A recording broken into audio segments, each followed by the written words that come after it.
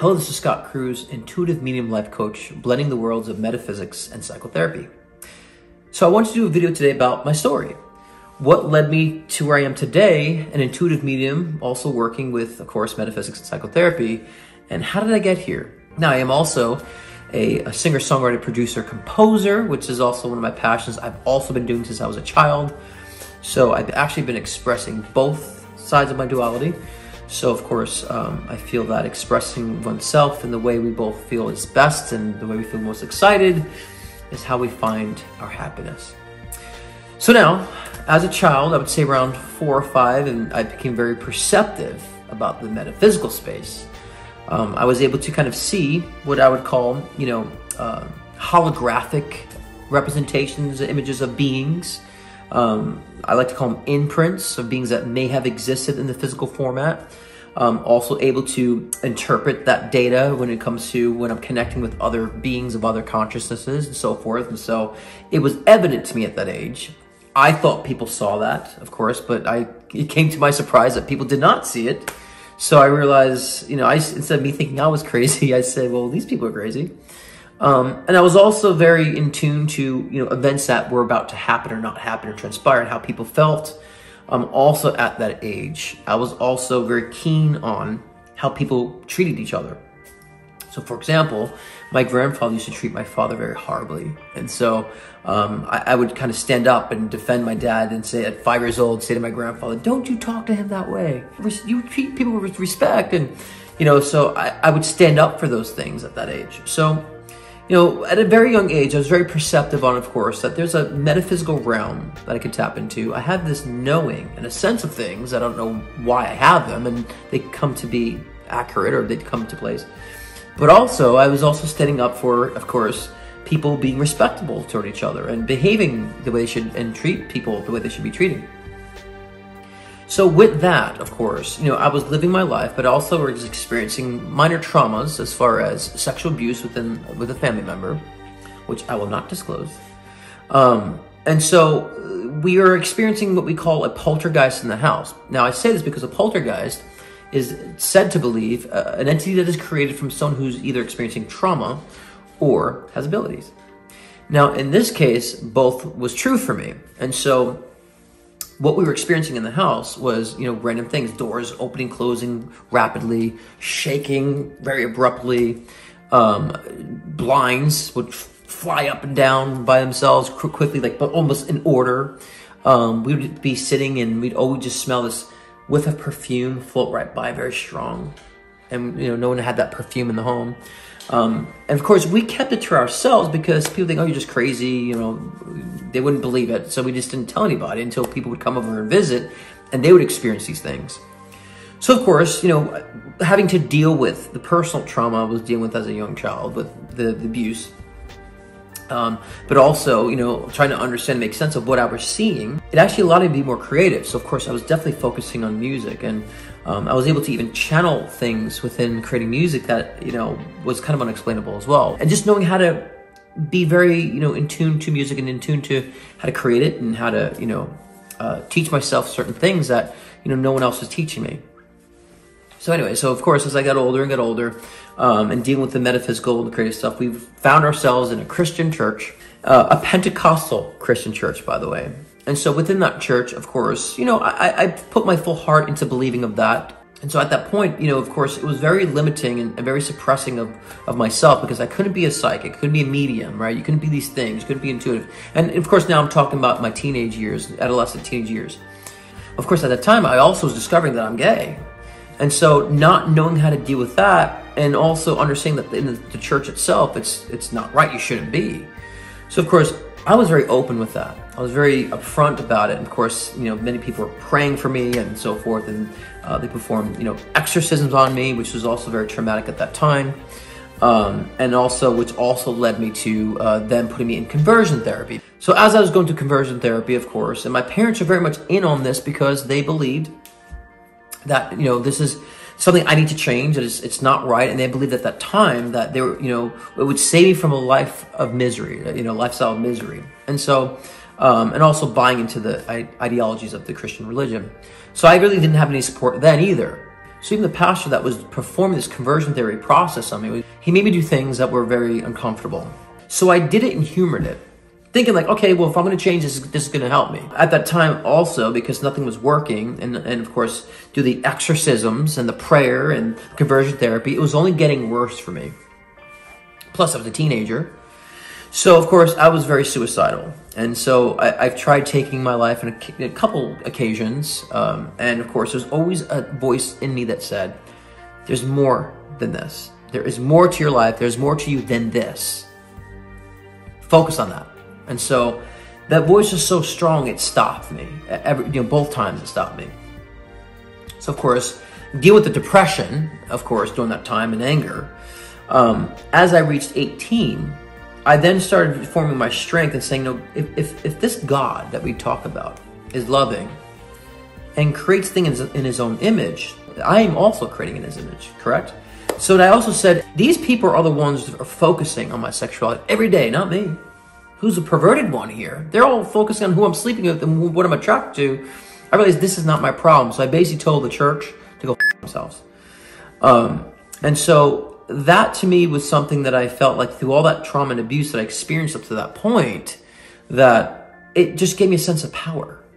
Of course, my intuition also along the way helped push me into that, the power within. Because all I wanted to focus on was being happy, successful, and creative, and not so much focus on this feeling, this sexual attraction that I had to the same sex. It just seemed irrelevant. So as I got older, left the Christian church. Of course, my parents then came back around and accepted me and said I'm their son. They got out of that cult-like mentality, which is a blessing. And so they were supporting that slowly, of course, over time. But I also had a lot of work that I was dealing with at that time. A lot of unanswered questions. One about why is my psychic abilities kind of, coming randomly? Why am I getting messages from spirit, and why am I getting all this information? What am I doing with this? And how am I coping with this, this trauma that I experienced? And so then I actually started falling into sexual addictions, and not in a sense of being addicted to sex, but being addicted to exploiting myself in a sexual way. I became a go dancer at the age of 19, also maintaining 2 other jobs at the same time, very independent, but maintaining that and also exploiting myself within relationships sexually. And then I became a fetish performer, started doing fetish shows, but part of me said during those fetish performances that I'm actually using this as my own therapy to take control from my abusers. So I'm going to let myself experience pain on my terms, on my control. And so I did. And when I worked through that, subconsciously and changed the patterns and took control, I said, I don't need to dance anymore. I'm done with this. But at that time, once I kind of got rid of these psychological issues, right, then my spiritual side came up. Because then I'm like, okay, well, at least my spiritual perspective came up. And of course, the intuition that I had, the psychic abilities per se, and the mediumship abilities I had, what is all this? So I did go from being that Christian, and of course, became an atheist. And I'm like, well, none of this is true, because if people who say they're of God treat people like this, I don't believe in any of this shit, basically is what I said. And so I lived as an atheist and said, oh, well, I don't know why I feel what I feel, and this psychic ability stuff, meme stuff, I don't know. Maybe it's just me being smart and fooling myself into, convincing myself of these things. And so I justified my way out of it. And so I lived as an atheist for a couple of years. And those 2 years for me were very limiting. I couldn't think outside the box. I couldn't, it felt like I was limiting myself in my intellect, especially my creativity and my emotions. And so I just felt like I was forcing myself to be an atheist, because I just didn't like what happened to the Christian church. So then I went more into like the Buddhist realm and New Agey realm, and it worked, and it was cool and so forth. But I didn't really feel like my psychic abilities or mediumship abilities heightened, but my creativity was going well and consistent. But I still felt like something was wrong and off. And so I also felt like I was still being condemned for being a human being. So then, of course, I tapped into Scientology. Let's just say that organization is not for me. However, they do provide a lot of great insight in their teachings with natural law and powers of consciousness, which is great. But the organization and group itself is just not my cup of tea. We'll just leave it there. So then, of course, I just said, okay, well, I'm just going to be spiritual. That's just my thing. And I'm going to focus on myself, my creativity. And of course, then I start finding my peace, because I'm like, okay, well, I'm more fluid. There's some sort of big energy. I can't define it, and I do know we have these different abilities to tap into it. And so then I started saying, like, I'm just going to ride that out for a little bit. Now, because I didn't know what I was doing, per se, and, you know, I was getting past life regressions and all this crazy information, my mediumship abilities started skyrocketing, where I'd be out in public and I'd feel energies, I don't know why, or, you know, pick up an information data, go up to the people, I could tell them, they'd be freaked out, you know, and then, you know, I'd tell people I had this ability and they would ask me to read them, and I'd do, and they'd freak out. And I just had a lot of people freaking out because they, you know, how crazy accurate it was, or how did I know, and all that stuff. And so I started feeling to myself, I don't want to be this circus freak. Like, what is this doing? So I didn't want anything to do with it. I said, okay, well, I'm spiritual, great. I don't want to be any part of this mysticism. None of it, zero. And of course, I was still having these bits of hauntings happening in my house, which I started realizing that was getting worse. As each place I was going, the more I suppressed that energy. And so I thought there was a demon that was following me all along the years from the house that I grew up in. And so then I became agoraphobic. I had massive amounts of anxiety. I didn't want to leave the house. I convinced myself I had IBS, and because I had bathroom anxiety. So that was my reasoning. But that lasted about a couple years. And then I realized, of course, something woke me up. And this is why I think that we have guides that help us along the way. I woke up and said to myself, wait a minute, what if it's me creating these demons or these hauntings myself? What if I'm the one, the cause of these shadow figures that people were seeing in my houses? And, you know, what if I'm the creator of all of it? And, you know, and why would I want to suppress something about myself just because I don't understand it? Of course, people are not going to understand it. Why don't I learn more about it? So when I decided to step out of that element, these hauntings and these, you know, I've even were scratched and had weird, you know, experiences from these quote unquote demons. But when I made the realization that was actually my own energy that I've created that has manifested, it all stopped. It all stopped.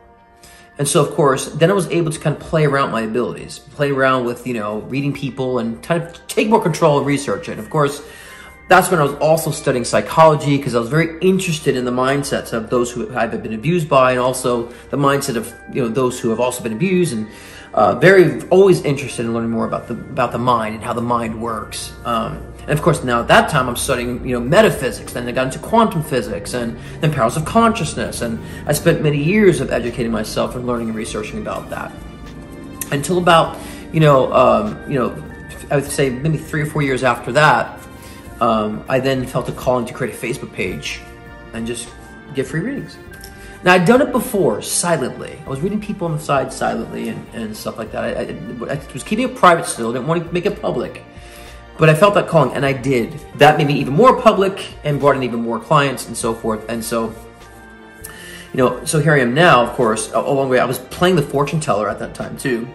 Of course, inspiring people, because was very much into the whole quantum physics space, creating reality, and also about, you know, psychology and psychotherapy. But I was not including that aspect in my sessions. It was all prediction based. It was all fortune tellery.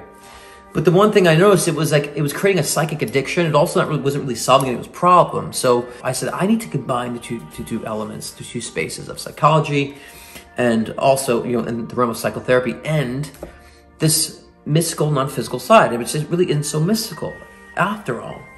And so I did. I started kind of incorporating that in, writing, you know, and also, you know, helping to, I don't want to say teach, but it is teaching, but helping to inspire others with my own personal experiences of trauma, but also inspiring people in a sense of knowing that they also have the similar powers, the similar energy, the similar abilities that I have to take control of their lives. And so this is where I'm at today, is that my goal with the work that I am doing is to help people understand that they have the same powers of intuition, same powers of mediumship, the same powers to identify their own consciousness and what's going on in their own subconscious, and how to take control and take power of this. That's a huge passion of mine. Because in my view, if everybody in this world is functioning at their optimal, then we'll have a wonderful planet. So if we fix the individual, it fixes the collective. And so I have a huge passion for this. And if I can do that in any step of the way and convert the traumas and experiences that I've been through and experienced, and also the education I've given myself on both, you know, parameters of both, like I said, the metaphysical and the psychological, and make sense of both, Well, then to me, we function as a whole person. I always say that our soul is filtered by our brain. And so we have to have full control of what's filtering our soul. And we want to filter our soul in a way that expresses the soul in its physical format that is beneficial. And also just exciting and fulfilling in life. Because I think in life, the most important thing is to understand different points of view and to have the ability to see things from different perspectives, because that will definitely be beneficial in your own transformation.